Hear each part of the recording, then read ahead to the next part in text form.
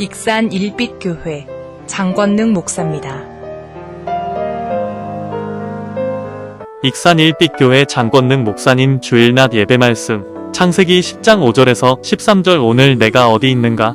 자, 오늘 대림절 마지막, 우리 예수님의 오심을 기다리는 마지막, 또 이제 내일 모레 며칠 지나면 우리 예수님의 탄생을 축하하는 성탄 예배를 앞두고 있는데, 오늘 연말 연시에 분주하고 또 어수선한 분위기 가운데서도 내 자신을 지난주 말씀드린 것처럼 고린도서 13장 1절에 13절, 우리는 성장하는 신앙도 중요하지만은 성장과 함께 성숙한 그 사랑의 아름다운 열매를 맺었으면 하는 마음을 갖고 말씀을 전했는데, 오늘을 다시 한번 나를 점검하면서 우리 신앙을, 하나님과의 관계를 어떻게 유지하면 하나님께 예비하신 복으로 승리할 것인가 같이 살펴보려고 합니다.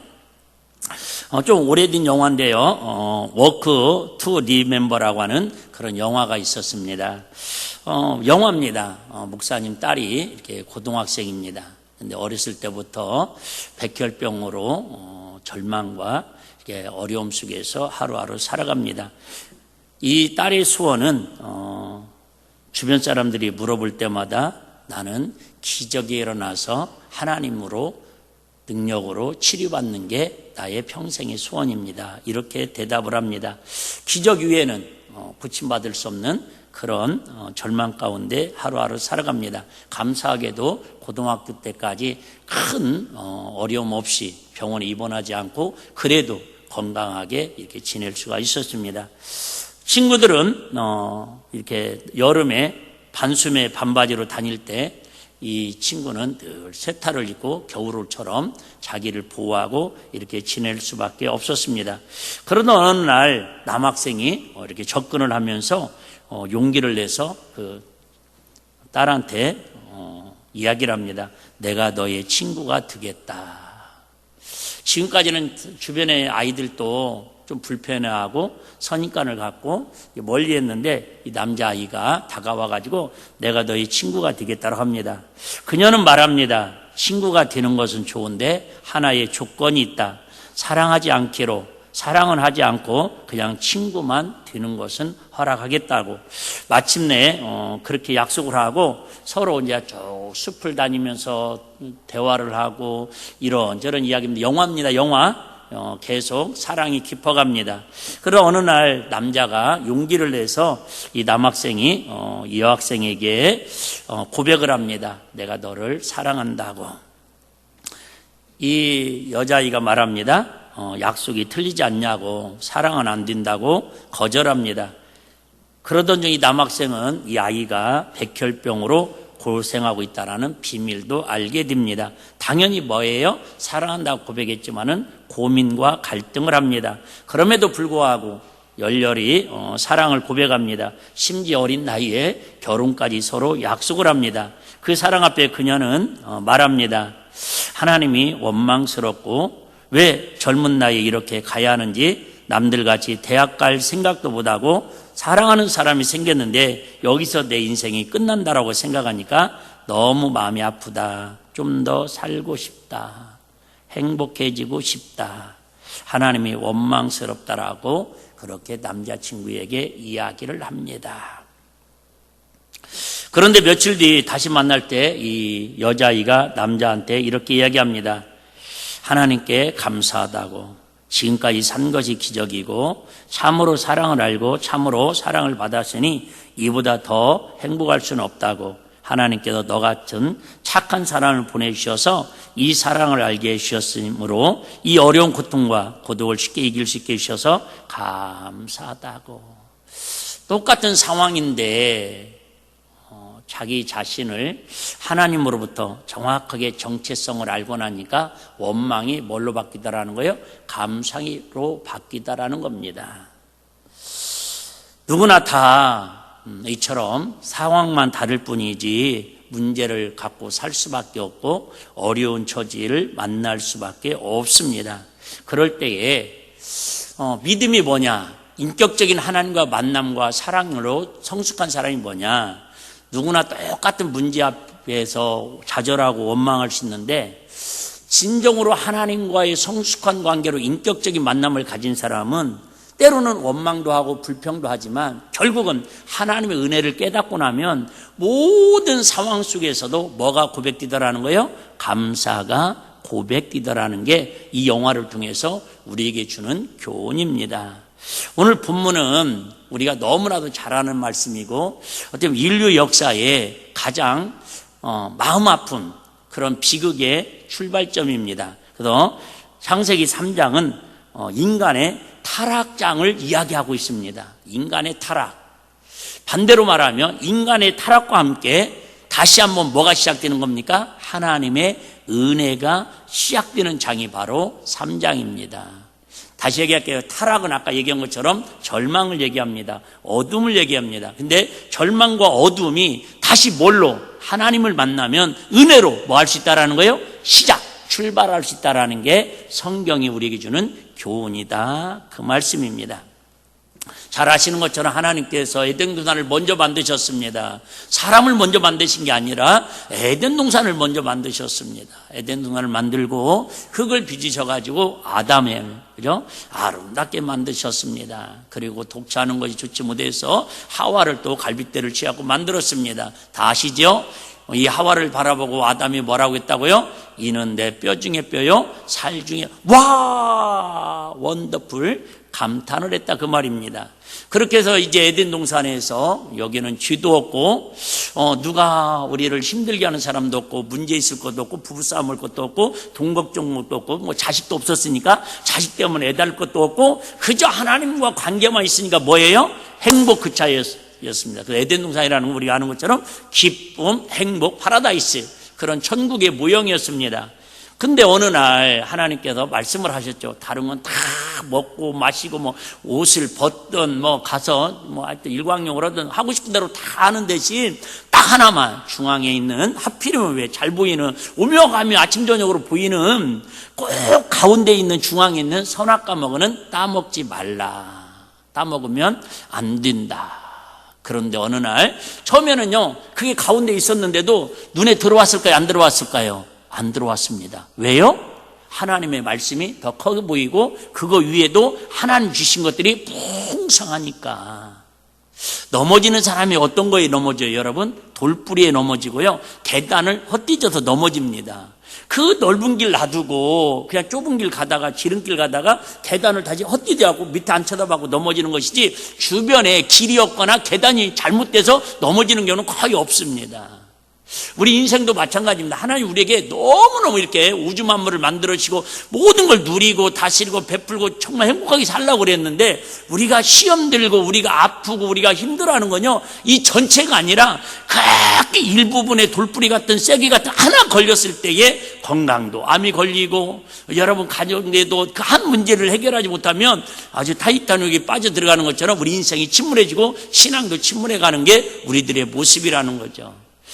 극단적으로 얘기하면 아담과 하와가 뭐 그렇게 하나님 앞에 잘못한 게 없다 그 말입니다. 딱 한 가지 잘못했어요. 뭐 한 거예요? 선악과 먹지 말라는 거 그 많은 것 중에 딱 한 가지 잘못했다고 그래서 이렇게 지금 온 인류의 죄가 시작되는 비극이 시작되는 출발점이 되더라는 거예요. 이렇게 표현하면 좀 조심스러운데요 여러분 실수를 해도 죄를 져도 그냥 은혜롭게 넘어갈 수 있는 죄가 있고요 절대 한 번의 실수지만 그것을 하면 안 되는 실수가 있습니다. 어쨌든 그래서 선악과를 이제 따먹었습니다. 근데 선악과를 따먹고 싶었을까요? 안 따먹고 싶었을까요? 따먹을 생각조차 없었다니까요. 눈에 들어오지도 않았습니다. 왜요? 하나님과의 관계가 좋으니까. 대부분 그런 이야기들 많이 합니다. 어떤 집사님이 이런 얘기를 합니다. 목사님, 정말 이렇게 교회가 너무너무 힘들었고 교회의 공동체가 너무 문제가 많았는데 10년 동안 다니면서도 자기는 그냥 은혜 받고 교회에 충성하고 봉사하냐고 교회가 그렇게 문제 있는 줄을 본인도 몰랐대요. 근데 어느 날 한 10년 정도 지나니까 그게 눈에 확 들어오더라는 겁니다. 여러분 이게 좋을 수도 있지만은 참 우리 마음을 다스리기 힘들 수도 있다 그 말입니다. 왜요? 하나님의 관계가 좋을 때는 주변에 선악과가 안 보인다니까요. 여러분 지금 우리 2000년이죠. 6000년 전에 지금 에덴 동산에 있던 선악과가 우리 마음속에도 우리 삶 속에도 지금도 있을까요 없을까요? 있다니까요. 근데 선악과를 먹으면 뭐한다? 죽는다고 표현하시면 안 되고 선악과를 먹으면 뭐한다? 하나님과 멀어진다. 하나님과 멀어져요. 하나님과 멀어지면 쥐라는 게 뭐라고 그랬죠? 어떻게 마귀라는 뜻이 뭐냐면 쥐를 지켜야 하는 건데 쥐라는 건 마귀는 뭐예요? 쐐기를 받고 틈을 갈라놓는다 그런 뜻이라는 거예요. 그러니까 마귀는요 하는 일이 뭐냐면 하나님과 우리 사이에 틈을 갈라놔가지고 하나님의 말씀 대신 세상에 선악과가 들어오도록 유혹하는 게 마귀의 역사라는 거예요. 부부싸움도 마찬가지죠. 뭘 타고 들어요? 마음의 틈을 타고 들어갖고 은근히 사랑하는 마음을 뭐예요? 갈라놓는 거예요. 부모 자식 간에도 마찬가지고 교회도 마찬가지고요. 그래서 하나님과 관계가 정말 좋을 때는 선악과가 우리의 사이를요 갈라놓을 수 있는 힘이 없습니다. 그런데 누가요? 뱀이 사단이 뱀을 시켜가지고 아담에게 다가온 것이 아니라 그래도 좀 감정적인 이성적이고 이렇게 마음이 여린 하와에게 찾아옵니다. 하와에게 와가지고 다는 것처럼 선악과 따먹지 말라고 그랬냐? 그러니까는 하나님께서 따먹지 말라고 그랬다고. 어쨌든 거기에다가 여러분 거짓말이 뭐냐? 오늘 본문 읽어보셔도 알겠지만 거짓말이라는 것은 아예 없는 걸 만드는 게 아니라 있는 사실에다가 조금 자기 생각을 가미하는 게 그게 거짓말입니다. 그러니까 왜 우리가 이단한테 넘어가는 줄 아시겠죠? 이단이요 처음부터 나를 믿으라고, 내가 하나님이라고, 내가 예수 그리스도라고 하면요 여러분 넘어가는 사람 한 명도 없을 겁니다. 근데 처음에는 뭘 얘기해요? 성경 말씀을 얘기합니다. 하나님의 진리를 얘기합니다. 근데 더 충격받는 건 뭐예요? 우리가 알고 있는 것보다 그들이 가르치는 성경이, 그들이 말하는 성경을 더 우리가 생각할 때보다 달달달달달 꿰고 있다라고 우리가 압도당하니까 거기서부터 우리가 주눅 들어가지고 그들이 하는 처음에는 성경을 얘기했다 나중에는 뭐예요? 거기에 문선명이가 들어가고 거기에 신천지 이만희가 들어가고 그러는 거예요. 결국은 거짓말을 해가지고 선악과를 따먹으면은 이 얘기입니다. 한마디로 말하면 너 왜 하나님이 선악과 따먹지 말라는 줄 알아? 잘 모르겠는데 하나님 따먹지 말라고 하니까 참고 있는데 처음에는 보이지도 않다가 말을 들으니까 이제 그게 뭐가 돼요? 관심이 생깁니다. 신기합니다, 여러분. 처음에는 쥐가 뭔지도 몰랐다가 자꾸 옆에 사람 이야기하면 그 쥐에 대해 뭐가 생겨요? 관심이 생깁니다. 그래서 선악과를 따먹는다는 건 뭐냐면 하나님처럼 되고 싶었던 인간을 만들려는 게 사단의 계획입니다. 야, 너 선악과 따먹으면 눈이 밝아져가지고 너도 결국 뭐처럼 된다라는 거예요? 하나님처럼 된다라는 거예요. 여러분 듣기에는 그럴듯해요? 안 그럴듯해요? 그럴듯하지 않습니까? 물론 우리는 워낙 겸손해가지고 아이고 우리가 뭐 피조물이 어떻게 하나님한테 도전할 수 있겠지만은 바꿔 얘기할게요. 여러분 사람 마음속에는요 누구나 다 예수님도 그런 것처럼 마귀가 마태복음 4장에 그런 것처럼 다 누군가 나를 높여주면 싫을 사람 있어요 없어요? 없습니다. 반대로 얘기할게요. 내가 마음에 선악과로 넘어지는 사람들 특징 중에 하나는 뭐예요? 나를 알아주지 않았다든가 또 뭐예요? 나를 무시했다라고 생각할 때 크게 두 가지 때문에 우리 마음은 상처를 받습니다. 여러분 아이들이 자살하고 여러분 극단적인 선택을 하고 여러분 인생을 막 포기하는 사람들 결국 두 가지입니다. 하나는 뭐예요? 나를 안 알아줬다라는 거예요. 또 뭐예요? 내가 힘들고 어려운 걸 그저 잡아주지 않았다라는 거예요. 그래서 결국은 마귀가요 너 이거 따먹으면 하나님처럼 된다라는 거예요. 그런데 그로 인해서 하나님처럼 된 게 아니라 아시죠? 그걸 따먹는 순간에 자기가 뭐한 것을 벌거벗은 것을 부끄러워서 숨게 되는 그런 모습을 볼 수 있어요. 다시 말하면 하나님처럼 되려다가 주인이 되었다 그 말입니다. 하나님처럼 되려다가 타락한 인간이 되고 말았다 그 말입니다. 그렇게 해서 이제 물어봅니다. 하나님께서 찾아와서 물어보죠. 야, 왜 선악과 따먹었냐? 근데 신기한 건요. 거기 한번 보실래요? 8절 제가 먼저 한번 읽어드릴게요. 그들이 날이 선을 할 때에 동산에 거니시는 여호와 하나님이 음성을 듣고 아담과 그 아내가 여호와 하나님을 낯을 피하여 동산나무에 숨은지라. 여기 보니까 앞에 부분요. 2의 8절 그들의 날이 서늘할 때 여기에 원어에 보니까요. 그들이 날이 서늘할 때 이 말이 뭐냐면 날씨도 서늘하고 바람이 잘 살랑살랑 불 때라는 거예요. 잘 들어보셔봐요 여러분. 자, 내가 만약에 하나님 볼 때 쥐를 줬어요. 하나님 말씀을 들어야 하는데 마귀 말을 들어가지고 쥐 가운데 어둠 가운데 내 동참을 했어요. 그러면 어떻게 해야 돼? 우리가 생각할 때는 이놈! 하고 하나님이 바로 혼내주시면 우리가 어이구 잘못했다고 깨달을 수도 있잖아요. 그런데 선악과를 따먹었는데도 전혀 하나님 음성이 들려오지 않았어요. 처음엔 단지 뭐였어요? 네, 단지 뭐예요? 눈이 밝아져갖고 벗은 것만 느낀 거예요. 벗은 것만 느꼈어요. 서로 느낌. 자, 근데 그게 문제가 아니죠. 자, 날이 서늘할 때 이 말은 뭐냐면 내가 쥐짓고 숨으러 갔는데 불구하니까 거기가 환경적으로 뭐하다라는 거예요? 휴적의 환경이더라는 거예요. 누가 없음에도 불구하고 하나님이 정한 에덴 동산이 아님에도 불구하고 하나님과의 관계가 깨지고 지금 마귀하고 지금 한편이 됐음에도 불구하고 세상 환경이 내가 처한 환경이 지금 서늘하고 바람이 설설 부르니까 거기에 숨어 있기에 딱 좋은 환경이더라는 거예요. 여러분 이것 때문에 우리가 믿음 생활하기가 신앙생활 잘하기가 쉽지 않습니다. 왜? 기도해야 할 사람이 기도하지 않으면 꿈에 막 천사가 나타나고 예수님은 이놈 기도해야지 뭐하고 있어 막 이렇게 혼내시면 새벽에라도 뻘떡 일어나서 침대맡에 쭉 막 기도할 거예요. 그런데 도리어 기도 안 하니까 잠이 잘 오네. 주일 성수 안 하고 돈 벌러 가니까 돈이 더 잘 벌리네. 날이 서늘할 때에 하나님과 관계 끊어졌는데도 불구하고 우리 잘 아시죠? 여기서 정령 죽으리라 이 말은 육신이 죽었다라는 게 아니라 영이 하나님과 단절돼서 영적인 죽임을 상징한다라는 것. 내가 교회 봉사 안 해도 하나님과 관계가 좀 끊어졌는데 직분 감당하지 않는데도 더 서늘하네. 여기가 환경이 더 편하네. 잠도 잘 자고 자식들도 속 안 속이고. 여러분 차라리 조금 내가 쥐짓고 하나님 뜻대로 살지 않을 때 뭔가 사인이 왔으면 그때 깨닫고 무릎 꿇을 수 있는 게 더 큰 은혜인 줄 믿습니다. 근데 하나님이 음성이 아니고 그때 문제예요.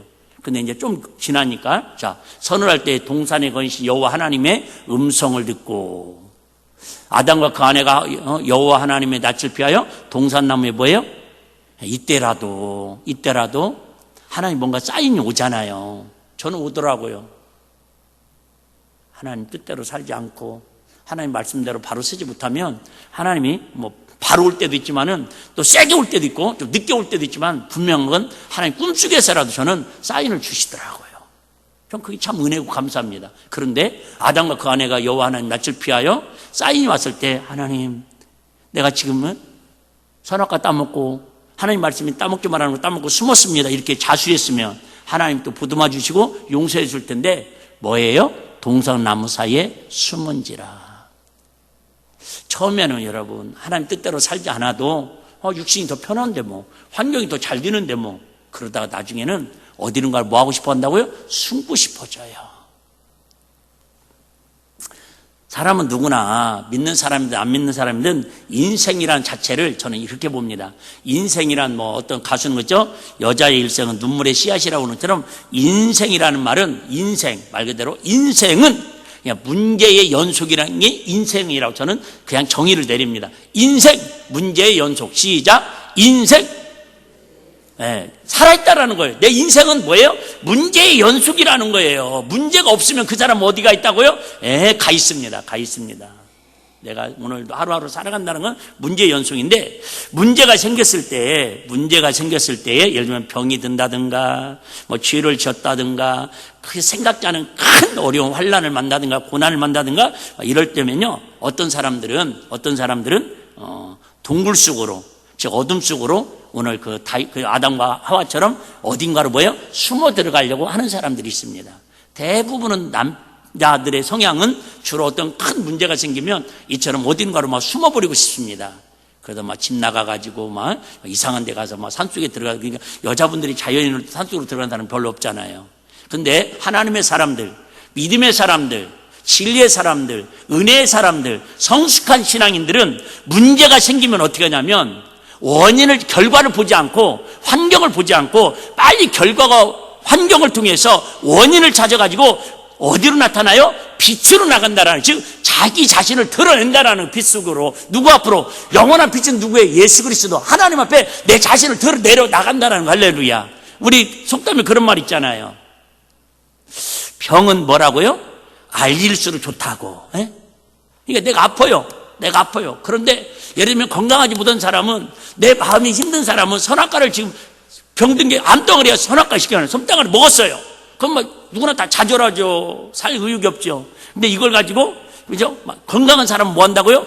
내가 지금 암병에 걸렸는데, 내가 지금 무슨 병에 걸렸는데 좋은 의사 없냐고, 좋은 약이 없냐고.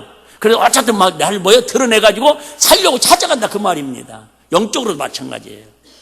여러분, 내가 지금 어둠에 있는지 빛의 자녀인지 내 자신을 점검하는 건, 내가 어떤 문제가 있을 때 하나님 앞에 기도함으로 하나님 말씀을 찾아서 빛 가운데 주님을 찾아가는 사람인지, 자꾸 내가 지금 어둠 속으로 마귀에게 속아가지고 어딘가로 숨고 싶고 어딘가로 지금 피하고 싶고 어딘가로 지금 그죠? 누군가를 피해가지고 자꾸 큰 나무 밑으로 숨어 들어가려고 하는지, 그 자신을 점검할 때에 하나님이 우리에게 주시는 은혜를 경험할 수 있다, 그 얘기입니다. 사람들은 기본적으로는 다 뭐예요? 문제가 생기고 절망이면 다 피하고 싶고 숨고 싶습니다. 근데 숨으면 누구한테 지금 속고 있는 거예요? 마귀한테 속고 있는 겁니다. 저와 여러분들이 문제 있을 때마다 빛이신 예수 그리스도 앞에 나를 드러내서 하나님을 만나는 은혜가 있기를 주의 이름으로 축복합니다. 그래서 하나님께 뭐라고 말씀하면, 아담아 내가 어디 있느냐.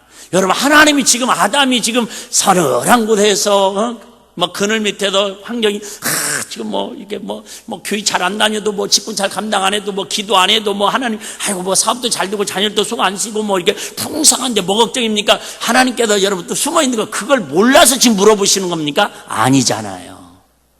아담아 내가 어디 있느냐, 이 말은 아담아 네 마음이 하나님과의 관계가 지금 어떻게 있느냐를 점검하는 말씀이다, 그 말이죠. 하나님 말씀. 창세기 2장 25절 한번 얘기했습니다. 여기서부터 어떻게 보면 자, 아담과 그 아내 두 사람이 뭐하였으나 벌거벗었으나 부끄러워 아니하더라. 여러분, 실제적으로 몸을 벗어도 부끄럽지 않다, 그런 의미도 있지만은 정말 하나님 앞에서는요 전혀 뭐한 게 없었다라는 거예요. 부끄러움이 없다라는. 왜요? 그 당시만 해도 뭐가 없으니까? 죄가 없으니까. 여러분, 몸을 벗은 게 부끄러운 게 아니라 죄가 사람을 부끄럽게 만든다라는 거죠. 죄가 사람을 부끄럽게 만들어요. 어쨌든 여기서부터 이제 시작돼서 쭉 성경이 진행돼가는 모습을 볼 수가 있습니다. 자, 그러면 하나님께서는 무엇 때문에 우리에게 자기 정체를 알아야, 한마디로 말하면 아담아 네가 어디 있느냐, 그 말은 하나님이 지금 뭐라고 말씀하기를 원하는 거예요? 내가 하나님이 말씀하신 선악과를 따먹은 뭐다? 주인입니다. 이렇게 내 정체를 발견하기를 원한다라는 거예요. 근데 우리는 자꾸 죄를 지면, 자녀들도 마찬가지잖아요. 너 왜 이랬어? 그러면요, 엄마 내가 잘못했어. 내가 이게 생각이 짧았네. 이렇게 바로 시인하기보다는 대부분 열의 9번 뭐 하기부터 해요? 변명, 핑계, 합리화를 시키는 거죠. 아담도 마찬가지예요. 지금 아담아 내가 어디 있느냐, 왜 선악과를 따먹었느냐 물어봤으면 바로 내가 주인입니다. 내가 따먹지 말라는 걸 따먹었습니다. 그랬더니 뭐라고 얘기해요? 이 여자 핑계대고 뱀 핑계대고 서로 합리화를 시킵니다. 여러분, 예수님은 이 땅에 오셔서 저와 여러분을 십자가에 빌려 죽으시면서도 한 번도 변명하지 아니하시고요, 한 번도 핑계대지 아니하시고요, 한 번도 합리화시키지 않았어요. 근데 우리는 왜 믿음 생활 이렇게 잘 못하느냐고, 기도하지 못하냐고, 하나님 뜻대로 살지 못하냐면 하여튼 핑계가 6만 가지도 넘는다고 제가 말씀드리잖아요. 그리고 자꾸 핑계대고 합리화시키고. 9절 10절을 같이 한번 제가 읽어드리고 보겠습니다. 자, 여호와 하나님이 아담을 부르시며 그에게 이르시리 내가 어디 있느냐. 가로되 내가 동산에서 하나님의 소리를 듣고 내가 벗었으므로. 여러분, 우리는 그죠? 주의 음성을 내가 들으니. 여러분, 주의 음성 들으면, 꿈에도 주의 음성 들으면 뭐 해야 돼요? 기뻐야 할 일 아닙니까? 그런데 이제 막 시작된 아담과 하와가 하나님의 음성을 듣는데요, 기쁜 게 아니라 뭐가 생기더라고요? 두려움이 생기더라는 거예요. 여러분, 교회에 와서도 이렇게 찬양하는데, 목사님 설교를 듣는데 마음이 설레이고 기쁘고 뭔가 두려움이 떠나가고 빛으로 오신 예수님의 은혜가 막 느껴지는 사람은요, 오늘 은혜가 하나님과의 관계가 회복되고 있는 중에 할렐루야. 근데 찬양을 듣는데도 막 두려움이 생기고요, 불안이 생기고 그러면 아직까지 하나님과 내 관계가 뭐예요? 지금 마귀가 틈을 갈라놨다라는 거예요. 그래서 마음을 뭐예요? 모으라는 거예요. 집중을 하라는 거예요. 왜? 여러분, 마귀는요 간단합니다. 우리 마음속에 직접 못 들어와요. 너무 우리한테 위로되는 말씀 중에 하나가 뭐냐면, 마귀는 여러분 우리 마음에 직접 못 들어옵니다. 그런데 뭐를 통해서? 가장 가까운 사람을 통해서, 가장 가까운 익숙한 환경을 통해서, 마음과 생각과 눈을 통해서 우리 마음속에 들어와가, 약간 있죠? 틈을 갈라놓는 게 마귀 역사이기 때문에요, 그냥 우리 마음만 다스리고 눈에 보이는 것만 명에서 떠나버리고 입술만 거룩하게 지키면요, 마귀는 절대 우리 안에서 자리 잡지 못한다, 그 말이 할렐루야. 너무 감사하지 않아요? 만약에 마귀가 내 허락도 안 받고 밤에 막 들어와가지고 우리 마음을 막 그죠? 바이러스 걸리게 했다면 우리 살 수 없죠. 내가 가로디 동산에서 하나님의 소리를 듣고 내가 벗었으므로 두려워하여 숨었나이다. 알긴 알아요.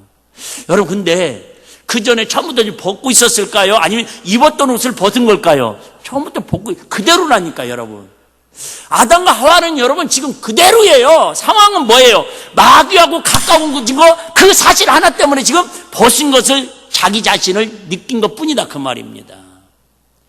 정말 내가 인격적으로 하나님과 가까이 있으면 여러분, 하나님과 관계 속에는요 항상 그 자리입니다. 근데 마귀의 음성을 듣고 어두움이 내 마음에 자리 잡으면요, 생각, 그전까지 이뻐 보이는 사람이 괜히 여러분 미워 보이고요, 괜히 정지해진다니까요. 내가 벗었으므로 두려워하여 숨었나이다. 하나님이 문제입니까? 본인들이 문제입니까? 아니에요. 문제는 누구라고요? 뱀의 역사라니까요. 지금 우리는 이 영적 존재를 알고 신앙생활을 해야, 항상 말씀드리지만 여러분, 하나님을 알고 마귀를 알아야 속지 않거든요. 근데 우리 마귀한테 속으면서 맨날 누구 원망해요? 하나님 원망하고 사랑해야 할 서로 간에 원망하고 있다고, 그 말이에요. 그러니까 마귀는 뭐예요? 야, 내 의도대로 됐다, 내 뜻대로. 지금 어떻게 보면 에덴 동산의 뱀은요 지금 뭐예요? 기뻐 춤추는 거죠. 왜요? 아담과 하와는 지금 기뻐는 파라다이스, 그 천국 같은 에덴 동산에 쫓겨났어요. 그러면 에덴 동산에 지금 주인 노릇하는 건 누구예요? 마귀잖아요, 마귀. 집에서도 마찬가지입니다, 여러분. 가족끼리 서로 화목하고 가정천국을 이루어야 하는데 서로 싸우고 막 아이들끼리 막 그러면요, 누가요? 사람들이 와서 밥은 먹고 잠은 잘지 모르지만 마귀가 속으로 그래 내가 원하는 게 이거지, 이 집의 주인은 나다, 그럴 거 아니에요. 우리는 말로는 뭐라고요? 이 집의 주인은 예수 그리스도라고 고백하면서도 내가 벗었으므로 두려워 숨었나이다. 한 절 더. 가라사대 누가 너의 벗었음을 내게 고하였냐. 그렇잖아요, 여러분. 내가 벗은 걸 지금 하나님 앞에 누가 고자지르는 사람 있냐, 그 말이에요. 아니, 이미 처음부터 벗고 있었다니까. 내게 고하였냐. 내가 너더러 먹지 말라 명한 그 나무 실과를 내게 먹었느냐. 결국 벗은 게 문제가 아니라 지금 뭐예요? 아담과 하와는요, 아담은 지금 뭘 얘기해? 하나님 앞에 내가 벗었도 부끄럽다라고 얘기를 해요.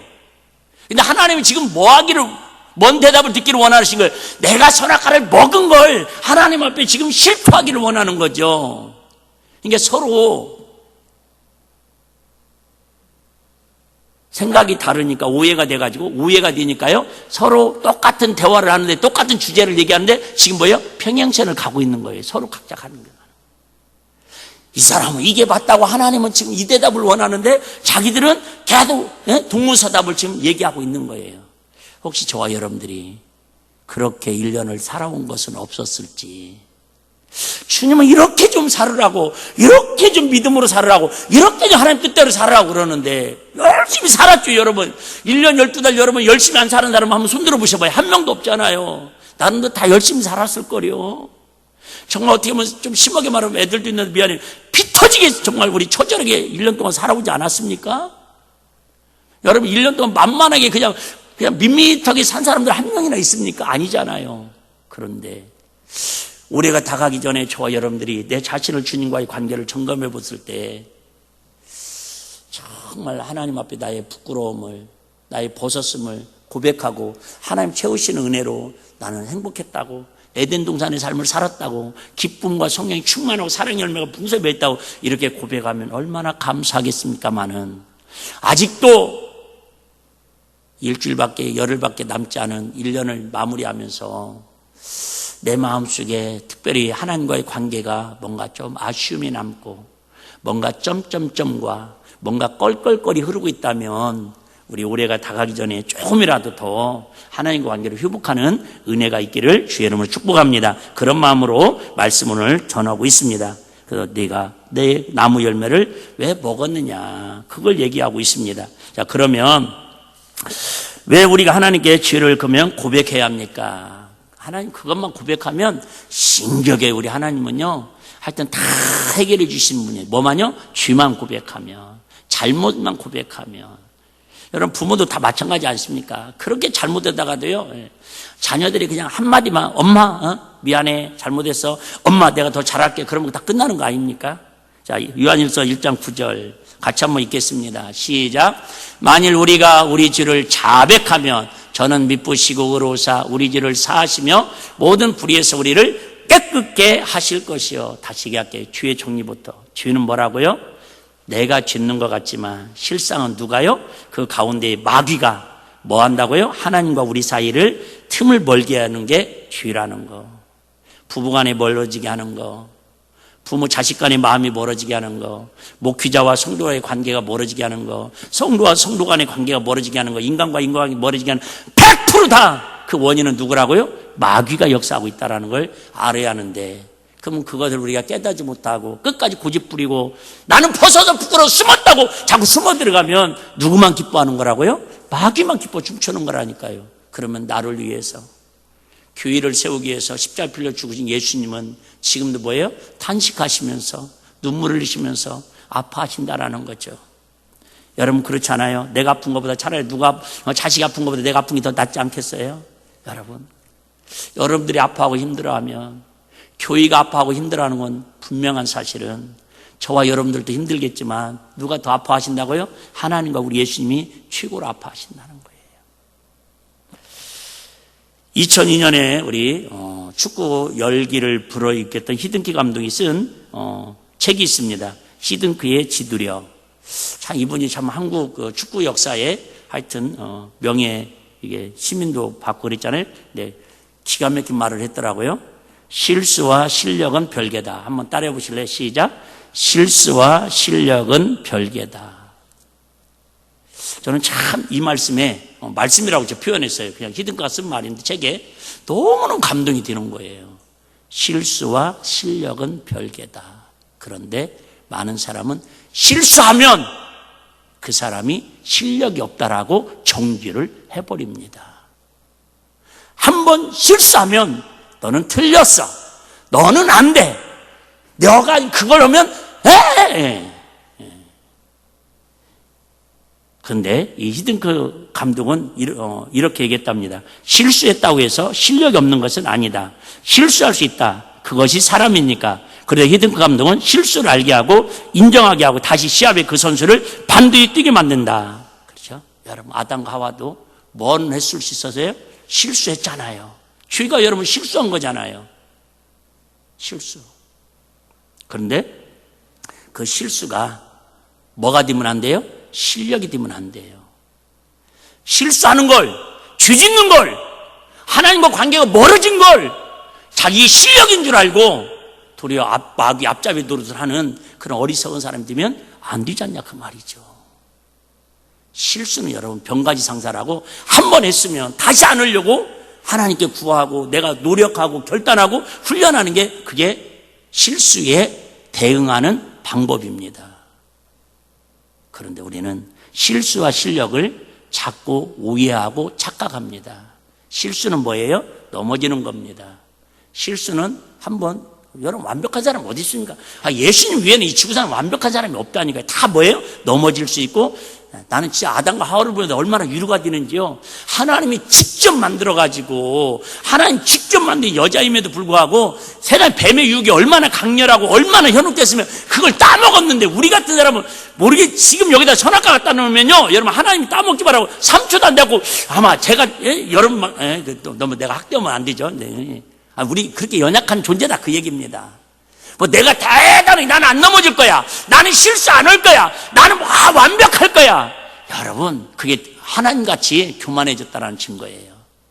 우리 실수를 실력으로 만들지 마시고 실수를 실력으로 별개로 삼아서 실수를 교훈 삼아서 하나님과 관계를 더욱더 돈독해 나가는 저와 여러분 다 되시기를 주의 이름으로 축복합니다. 자, 그러면 우리 어떻게 자기 정체를 알 수 있을까요? 8절 다시 한번 볼게요. 자, 8절.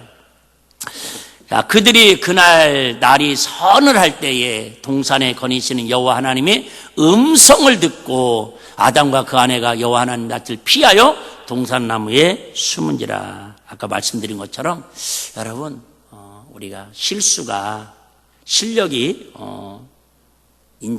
실수를 실력으로 키우는 사람이 되지 않으려면 하나님 음성 들을 때 하나님 뭔가 나한테 사인할 때 아까 얘기했죠? 빛으로 하나님 앞에 나오는 거예요. 제가 한번 고민을 해봤거든요.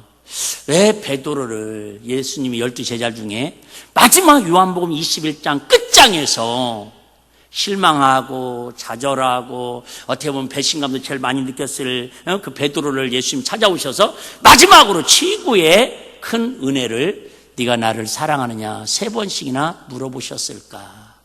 그렇게 물어봤을 때 그런 생각 들었을 거예요. 예수님은 내가 실수한 걸 어떻게 그렇게 정확하게 알고 계시지? 사단아 내가 내대로 물러가리라마.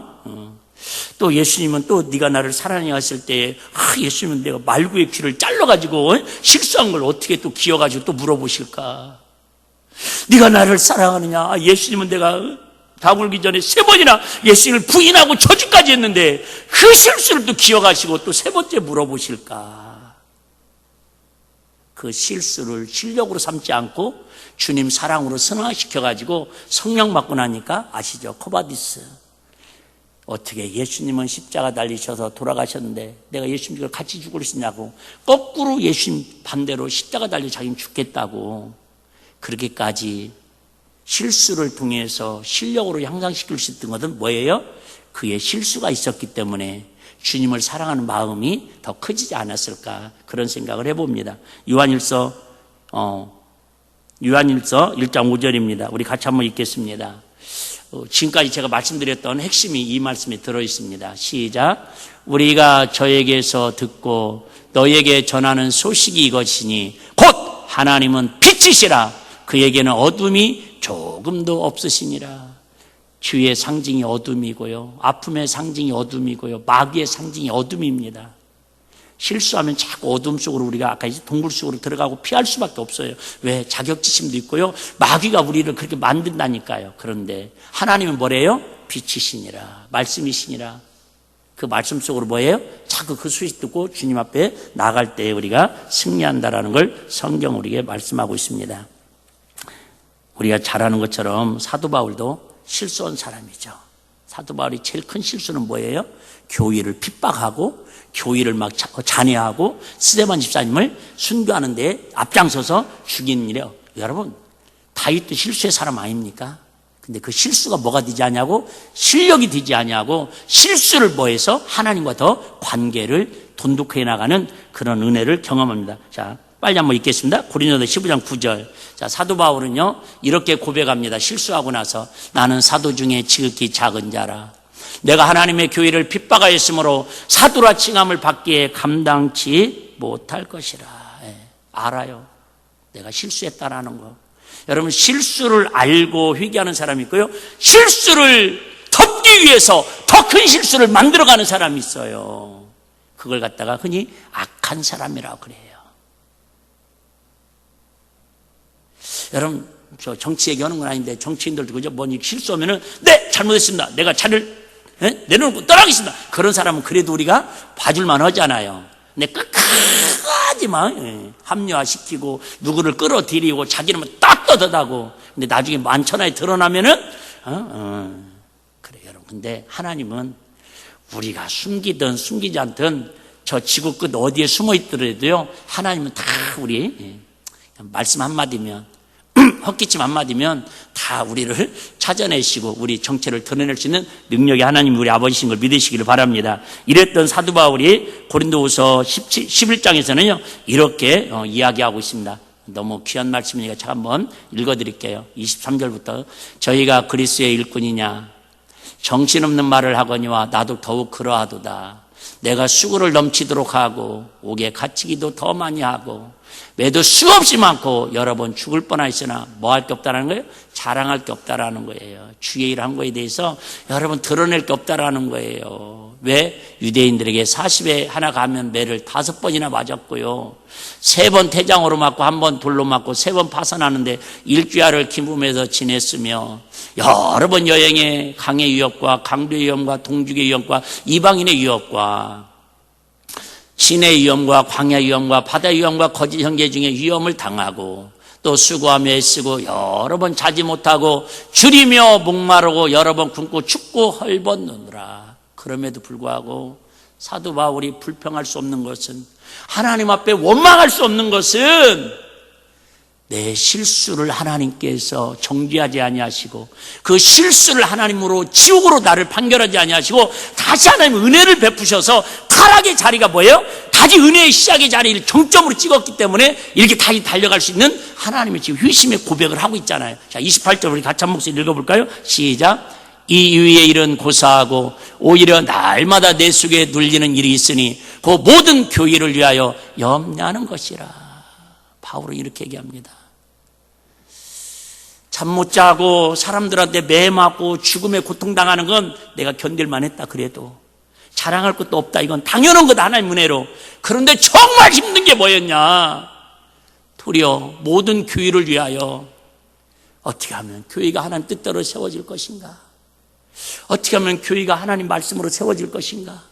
어떻게 하면 성도들이 사랑으로 주님의 원하는 교회를 공동체를 만들어갈 것인가? 이 눌리는 고통으로 인해서 내가 막 여러분 저는 그 감옥에 갇혀본 적도 없고 매를 맞아본 적도 없고 막 그냥 형제들한테 막 거짓 사도들한테 그런 얘기 하잖아요. 그런데도 조금 어려운 일 당하면 저도 낙심이 되고 이렇게 한숨이 저절로 나오는데 사도 바울은 그렇게 죽음의 복음을 증거하며 순교 현장에 다니면서도 항상 뭘 기억하는 거예요? 그래 내가 교회를 핍박했던 사람이지. 그래 내가 스데반 입자를 잡아 죽이는 앞장섰던 실수한 사람이지. 그럼에도 불구하고 나 같은 걸 하나님의 은혜의 도구로 써주시니 이런 고난을 당해도 나는 너무 감사하다. 자랑할 것이 없다. 그렇지만 그보다 더 힘든 게 있는데 교회가 교회답게 하나님의 은혜로 세워졌으면 하는 그 마음을 지금 사도 바울은 고백하고 있다 그 말입니다. 자, 이 마음을 담아서 우리 같이 한번 사도 바울의 억만문의 일이라도 그 마음을 같이 동참하는 마음을 같이 한번 읽겠습니다. 시작. 이 일의 일은 고사하고 오히려 날마다 내 속에 눌리는 일이 있으니 그 모든 교회를 위하여 염려하는 것이라. 여러분 왜요? 이 교회는 주님의 핏값으로 세운 교회고요 지금도 주님의 빛이 주님의 핏값이 흐르고 있기 때문에 사도 바울은 사람한테 상처받는 게 두려운 게 아니라 환경에서 여러분 고통받는 게 두려운 게 아니라 하나님의 교회가 마귀의 소굴이 될까 봐 마귀의 놀이터가 될까 에덴 동산에 쫓겨난 아담과 하와 때문에 마귀가 에덴 동산을 차지하고 왕노릇 할까 봐 사도 바울은 그걸 알기 때문에 이렇게 노심초사하면서도 난 죽어도 좋으니까 교회는 세워져라 그 말입니다. 나는 죽어도 좋으니까 하나님이 세우신 교회가 교회답기를 원해서 염려하는 거라고 고백하고 있습니다. 이랬던 사도 바울이 한 5년 정도 지나니까 이렇게 고백합니다. 에베소 3장 8절입니다. 같이 한번 읽겠습니다. 에베소 3장 시작. 모든 성도 중에 지극히 작은 자보다 더 작은 자에게 이 은혜를 주신 건 측량할 수 없는 그리스도의 풍성을 이방인에게 전하게 하여. 여러분 지극히 처음엔 사도 중에 작은 복음을 전하기도 부끄럽다고 그랬는데 이제는 지극히 작은 사도 성도래요. 여러분, 교회에서도 저부터 시작해서, 그래, 내가 우리 일빛교회에서 제일 부족한 사람이야. 내가 일빛교회에서 하나님의 은혜를 제일 많이 받아야 할 사람이야. 그래, 내가 쥐가 제일 너덜너덜 것처럼 쥐의 근성 때문에 하나님 은혜 없으면 오늘 하루도 살 수 없는, 1분 2초 살 수 없는 그런 성도 중에 지극히 작은 성도의 마음으로 나오면 여러분, 하나님의 관계로 회복되지 않을 사람이 어디 있겠냐 그 말입니다. 이렇게 고백했던 사도 바울은 죽음 직전에 이렇게 고백하고 주님 앞에 순교의 현장으로 사라지는 모습을 볼 수가 있습니다. 디모데전서 1장 15절입니다. 같이 한번 읽겠습니다. 시작. 미쁘다 모든 사람이 받을 만한 이 말이여, 그리스도께서 우리 주인을 구원하시려고 세상에 임하셨도다. 주인 중에 내가 귀순이라.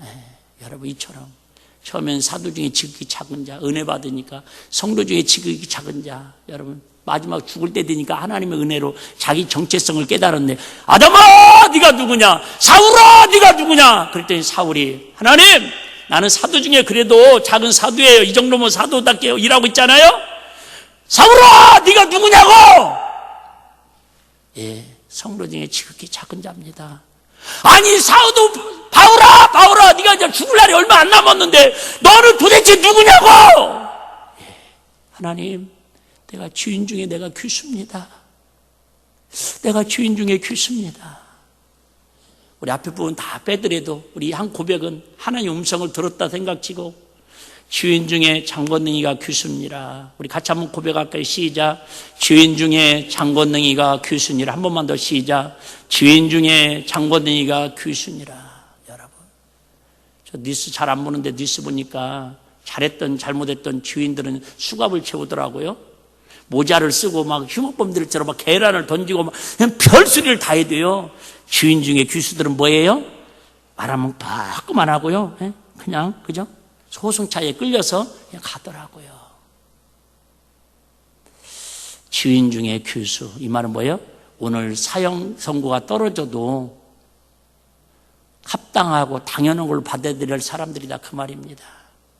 오늘이라도 저와 여러분 영혼 주님이 걷어가시면 가야 하는데, 아담처럼 아직도 선악과 따먹고 여기가 좋사오니 환경 괜찮은데 숨어 있으려고 자꾸 피하 다니는 모습은 아닌지, 이 연말을 맞이해서 한 해를 마무리하면서 아담아 네가 어디 있느냐고 물어보는 것처럼, 권능아 내가 어디 있느냐 물어보실 때에 주님 부족하지만 주님 은혜의 자리에 있기를 원합니다.